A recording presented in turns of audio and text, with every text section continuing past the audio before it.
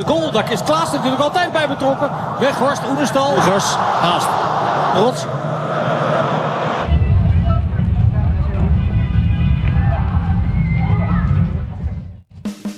Kejutan diberikan tim Belanda pada timnas Indonesia. Messi Liger starting saat FC Twente melawan Ajax Amsterdam.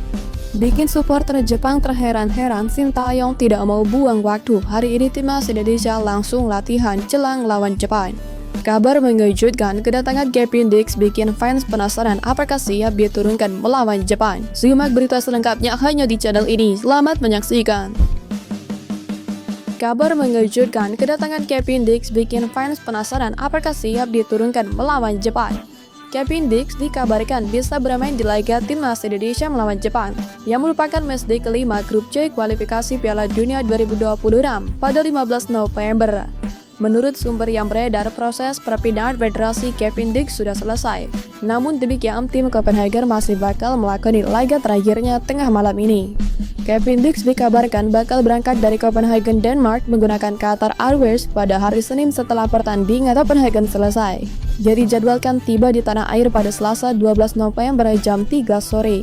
Kabar itu tentu membahagiakan, sebab kehadiran pemain sekelas Kevin Dix sangat dibutuhkan timnas Indonesia saat menghadapi tim sekelas Jepang. Kevin Dix dikenal sebagai versatile player alias pemain yang dapat beroperasi di beberapa posisi.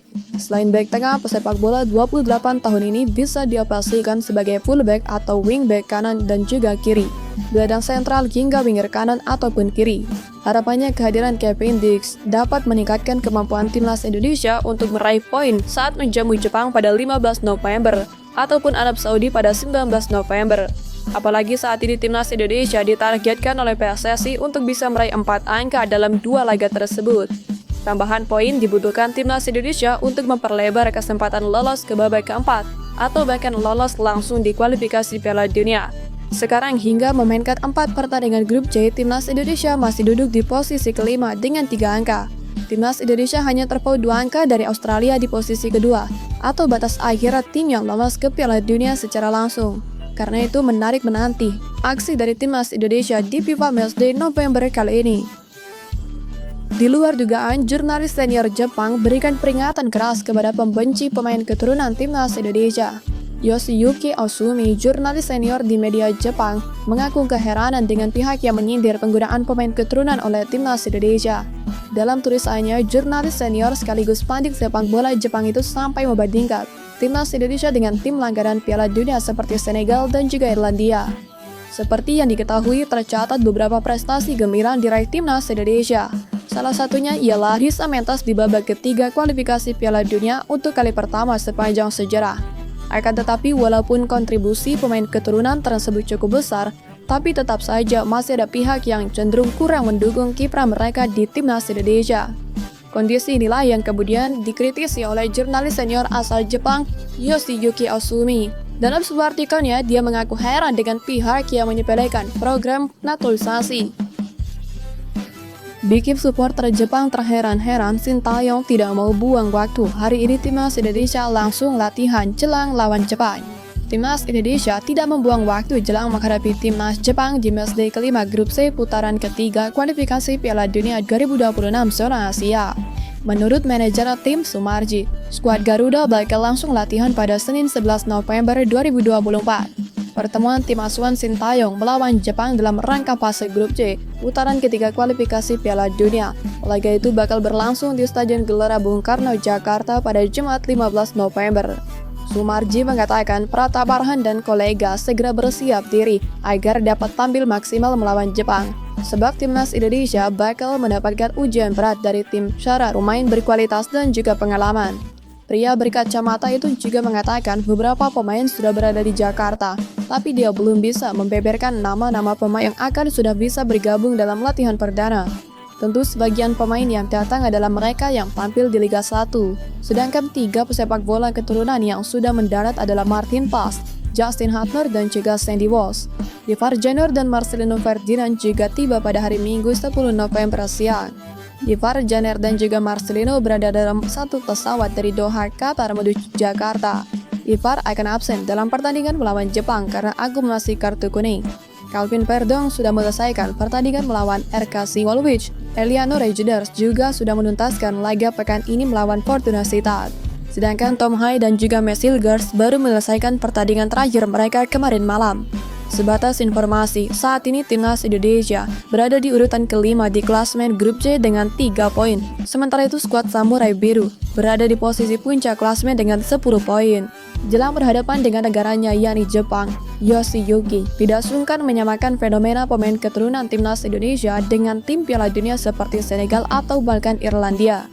Senegal bukanlah tim kuat di Afrika, tetapi di Piala Dunia 2002 Senegal menang melawan juara bertahan Prancis dan menempati posisi kedua di grup. Mereka juga mengalahkan Swedia di babak 16 besar sebelum kalah dari Turki di perempat final. Ungkap dari Yoshiyuki. Menurut jurnalis veteran kelahiran Jepang itu, performa mengejutkan Senegal di Piala Dunia 2002 tidak lepas dari kebijakan pelatih mereka saat itu. Ia memanggil pemain keturunan dari Prancis. Memang Prancis memiliki keterikatan dengan Senegal lantaran sejarah mereka yang pernah menjajah negara Afrika itu pada Perang Dunia Kedua tahun 1940-an silam. Hal inilah yang membuat talenta berbakat Senegal banyak tersebar tidak hanya di negaranya sendiri, melainkan juga di Eropa, khususnya Prancis. Terbukti setelah Piala Dunia 2002, prestasi Senegal sampai saat ini cukup diperhitungkan sebagai negara kuat asal Afrika yang mampu bersaing dengan negara lainnya. Di sisi lain, Yoshiyuki juga mencontohkan kembali negara yang sukses dengan pemain naturalisasinya. Kali ini ada Irlandia, tetangga dekat dari Inggris. Menurutnya, Irlandia sampai sekarang masih rutin mencari pemain keturunan di sepak bola Inggris.